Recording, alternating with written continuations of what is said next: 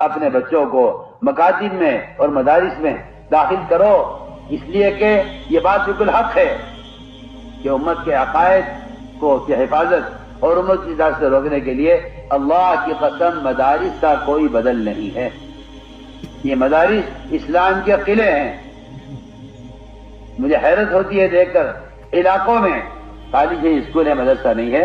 یہ اس بات کی علامت ہے کہ مسلمانوں میں مدارس کے قائم کرنے کا تقاضا اور سب سے اپنی جان مال اپنی صلاحیت کو اس پر لگانے کا سب سے پہلے تقاضا ہونا چاہیے۔ وہ تقاضا مسلمانوں میں بھی نہیں، کیونکہ جہل غالب ہے، اس لیے اسکول کا ہونا اور کالج کا ہونا ضروری ہے۔ اگر آخرت کا فکر ہوتا تو آپ یہ کہتے کہ نہیں، اگر 10 اسکول ایک علاقے میں ہیں تو کم سے کم میں کہتا ہوں کہ 10 مدارس ہونے چاہیے، تاکہ یہ ساری پبلک، یہ عوام جن کا سمندر بہ رہا ہے جہالت کی طرف اور اجتہاد کی طرف، یہ ان مدارس سے علم حاصل کرتے ہیں۔ اور پھر بھی عرض کرتا ہوں، اگر کہیں کسی ملک میں کسی علاقے میں وہاں قال اللہ قال رسول کا یا اللہ کا کوئی نام لینے والا ہے، تو میں آپ سے یقین سے کہتا ہوں کہ یہ صرف ان مدارس کی برکت ہے۔ یہ لوگ اللہ کو یاد کرتے ہیں اور یاد رکھتے ہیں، یہ ان مدارس کی برکت ہے۔ اگر یہ مدارس نہیں تو پھر آپ کی مسجدوں میں ائمہ کہاں سے آئیں گے؟ آج کی مسجدوں میں خطبہ کہاں سے آئیں گے؟ آج کی مسجدوں میں واعظ کہاں سے آئیں گے؟ آپ کی مسجدوں میں مسائل بتانے والے علماء کہاں سے آئیں گے؟ آپ کو عہد دینے والے مفتیان کرام کہاں سے آئیں گے؟ یہ تو سارے شعبوں کی حیاتی مدارس پر موقوف ہے۔ ان شعبوں کی حیات مدارس پر موقوف ہے۔ اگر خدا نہ کرے مسلمان نے اپنے علاقوں میں مدارس کے قیام کا اہتمام نہیں کیا تو میں کہتا ہوں کہ پھر مسلمان کو اسلام میں جھونک دینا ہے اور مسلمان کو جہالت کے حوالے کر دینا ہے۔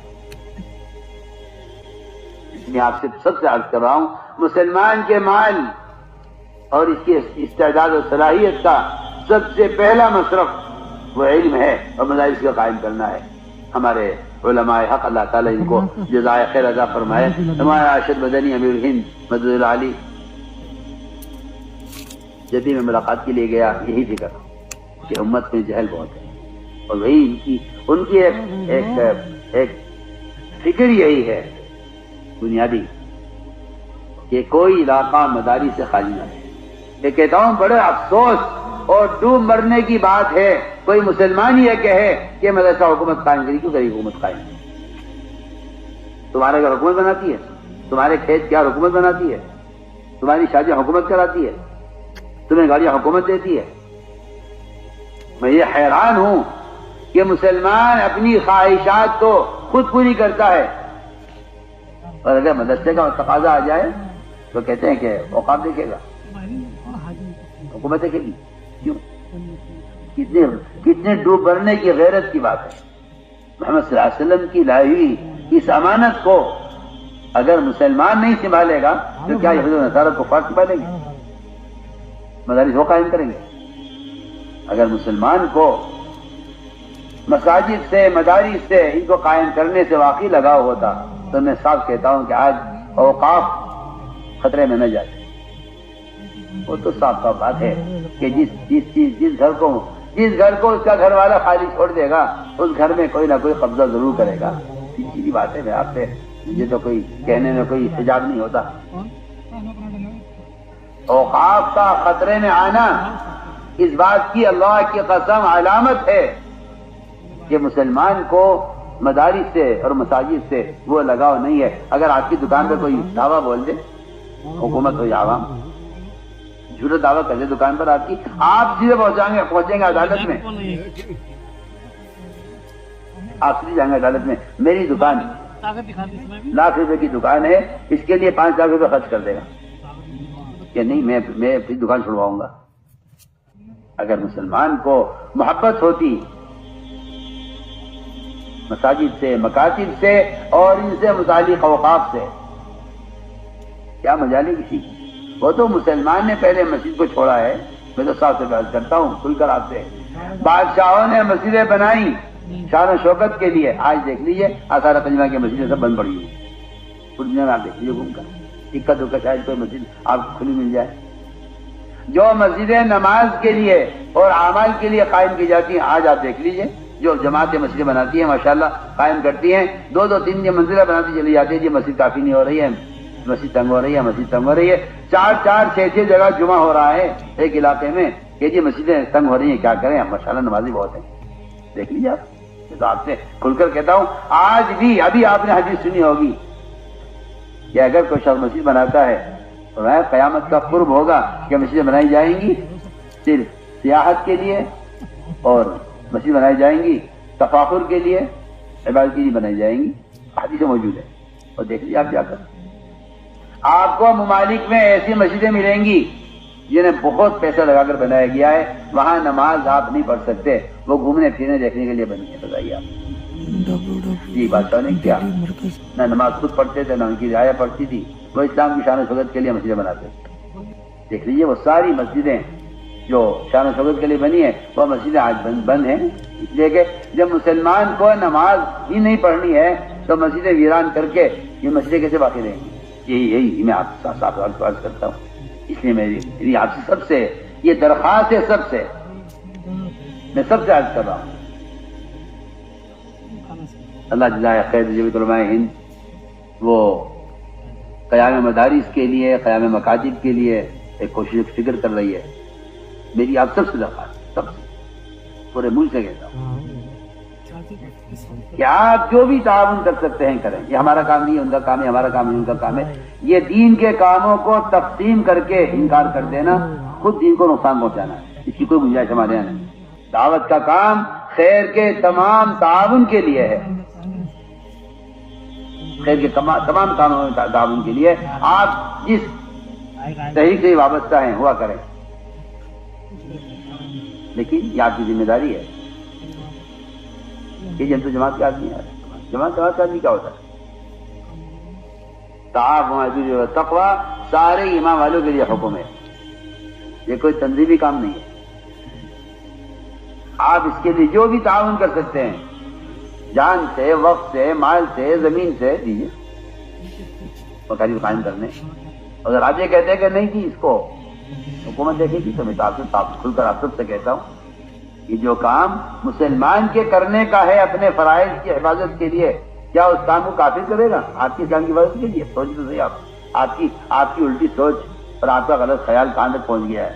آپ کا کوئی تقاضا اپنا آ جائے شادی کا، مکان کا، کسی ضرورت کا، تو آپ اس کے لیے ساری کوششیں کر ڈالتے ہیں، اپنی ساری صلاحیت لگا دیتے ہیں، اس کے لیے آپ کمانے کی کوشش کرتے ہیں،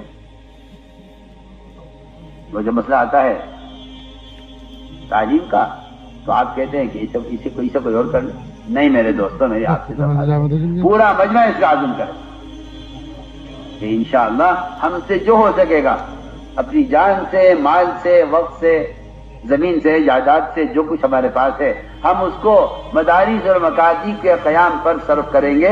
میں آپ سے 100 بار قسم کھا کے کہتا ہوں اللہ تعالیٰ کی کہ مومن کے مال کا تعلیم سے بڑھ کر اس سے بڑا کوئی مصرف نہیں، اس لیے کہ امت کی ارتداد کا اور امت کی بے دینی کا جو بنیادی سبب وہ جہل اور دین سے ناواقفیت، یا تو آپ مسلمان کو دین سکھلائیں ورنہ کافر مسلمان کو کفر سکھلائے گا، میں تو آپ سے کھل کر کہہ رہا ہوں۔ اس لیے کسی کام سے کہ تعاون سے ہاتھ روک لینا یہ کہہ کر یہ ہماری تحریک نہیں ہے، آپ کی تحریک ہے، کوئی تحریک نہیں، کوئی تحریک نہیں، کوئی کسی کی تنظیم نہیں، خیر کے کاموں میں آگے بڑھ کے حصہ لینا چاہیے۔ اس طرح میں نے عرض کیا کہ علم یہ ایک بنیادی فریضہ ہے ہر مرد عورت کے ذمہ۔ اسی کے ساتھ ساتھ میرے دوستوں عزیزو، علم اور ذکر کا خلاصہ ہے اللہ کی اطاعت اس کے دھیان کے ساتھ ہو جائے، یہ علم اور ذکر کا خلاصہ ہے۔ اس لیے ذکر کا بہت اہتمام کرو کہ علم ذکر کے بغیر ظلمت ہی ظلمت ہے۔ ایک آدمی گھر کا جغرافیہ جانتا ہے لیکن گھر میں اندھیرا ہو جائے اسے معلوم نہیں دروازہ کدھر ہے اور کھڑکی کدھر ہے اور کمرے کا اور گھر کا دروازہ کدھر ہے اور دیوار کدھر ہے، وہ اگر چلے گا تو ٹکرا جائے گا اپنے گھر کے اندر بھی، کیونکہ اندھیرا آ گیا ہے، ایک دم کھڑا رہ جاتا ہے آدمی اپنی جگہ پر، پتہ نہیں کہاں ٹکرا جائے گا۔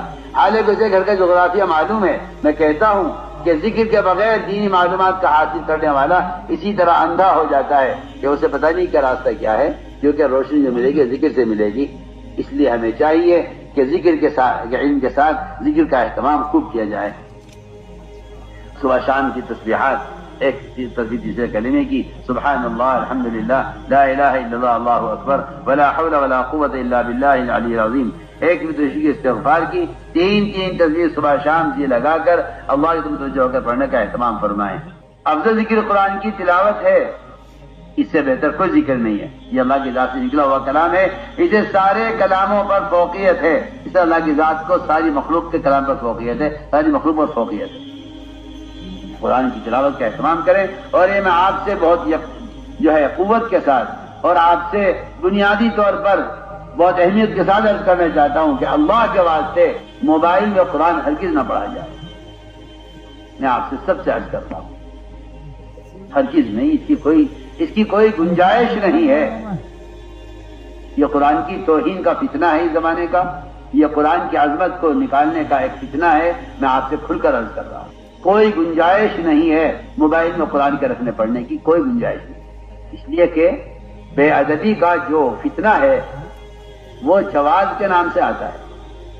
میں بہت آپ سے سب سے کہہ رہا ہوں، جواز کہ جائز ہے، جائز ہی بے ادبی کا ایک ذریعہ ہے، اور جائز طریقے ہی سنت کے مٹانے کے لیے جاری کیے جاتے ہیں، اسی کو گنجائش نہیں ہے، قطعاً کو گنجائش نہیں ہے۔ میری سب سے اپیل درخواست ہے کہ خدا کے لیے اس سے باز آ جاؤ۔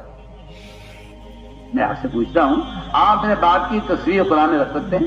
ماں کی تصویر لگا لیں قرآن میں، ایک پیج سے باپ کی، ایک پہ ماں کی تصویر لگا کے دیکھیے، آپ اس کو گناہ سمجھیں گے، برا سمجھیں گے۔ ہر مسلمان کہے گا یہ غلط ہے کہ باپ کی تصویر آپ نے قرآن کے اندر رکھی ہوئی ہے۔ سر آپ سوچیے کہ ان ننگی گندی تصویروں میں جس نے سارے دنیا کا فوج بھرا ہوا ہے، اس میں آپ قرآن رکھ کے سوچیے، آپ تعویذیں کریں کہ وہ نہیں ہے، یہ وہ جو نہیں ہے، یہ ہٹ جاتا ہے، وہ آ جاتا ہے، سب بکواس ہے، سب بکواس ہے۔ آپ پیشاب کے برتن میں پانی پی کے دکھائیے، آپ کو کیسا لگتا ہے؟ آپ کہیں گے یہ برتن پانی کا ہے، یہ برتن پیشاب کا ہے۔ ہم آپ سے سب سے کہہ رہے ہیں اس کی کوئی گنجائش نہیں۔ آپ بیٹھے موبائل میں قرآن پڑھ رہے ہیں، برابر والا کو نہیں معلوم آپ کیا کر رہے ہیں موبائل کے اندر۔ اگر وہ بھی موبائل نکال لے تو آپ اس کو مسجد میں ایک گناہ مبتلا کرنے کا ذریعہ بنے ہیں، کیونکہ وہ اگر موبائل نکال کر مسجد میں بیٹھ کر کوئی گناہ کی چیز دیکھ رہا ہے تو ذریعہ آپ بنے۔ فرمایا تہمت کی جگہ سے بچو۔ آپ شراب کی بوتل میں پانی پی رہے ہیں، لوگ سمجھتے، لوگوں کو سمجھتے ہو تو کیا بات ہے، میں تو پانی پی رہا ہوں شراب کی بوتل میں، لوگ آپ کو شرابی کہیں گے، آپ کی بوتل دیکھیں گے، پانی نہیں دیکھیں گے لوگ۔ میں بہت کام کی بات آپ سے کہہ رہا ہوں، تہمت کی جگہ سے بچنا چاہیے۔ آپ تہمت کی چیز پر کیوں قرآن پڑھ رہے؟ کیوں؟ کیا ضرورت ہے؟ میری آپ سب سے درخواست ہے، آپ ٹرین میں ہو، آپ گاڑی میں ہوں، آپ بس میں ہوں، آپ سفر میں ہوں، آپ قرآن ساتھ رکھیے۔ قادسیہ کی جنگ میں صحابہ نے قرآن ساتھ رکھا ہوا تھا، اللہ نے اس قرآن پر مدد کی ہے۔ ایک بہت آسان بات ہے، آپ تعویلیں کریں، جواز کی کوششیں کریں، اس کی ضرورت ہی نہیں۔ کیا اس کی ضرورت کیا ہے کہ قرآن موبائل میں کیا ضرورت کیا ہے اس کی؟ موبائل نہیں تھا تو آپ کیا کرتے تھے؟ موبائل آ گیا تو آپ صحابہ کے طریقے کو بھول گئے موبائل آتے ہی۔ عجیب حماقت ہے، عجیب بیوقوفی کا مشورہ ہے۔ حضرت عثمان کا قرآن پھٹ گیا تھا مسلسل دیکھ کر، فرمایا عدیم النظر فی القرآن، اللہ نے صحیفے لکھ کر دیے ہیں انبیاء کو، آپ حضرت قرآن لکھوایا ہے، لکھا ہوا قرآن ہاتھ میں لے کر پڑھنا، بس خدا کی قسم یہی ایک واحد طریقہ تلاوت کا ہے۔ آپ کو کوئی ضرورت نہیں ہے کہ آپ نئی بدعتیں اسلام میں پیدا کر کے اور قرآن کی جو ہے صحابہ کرام کی تلاوت کے طریقوں کو بدل کر کوئی نیا طریقہ جاری کریں، کوئی ضرورت نہیں ہے۔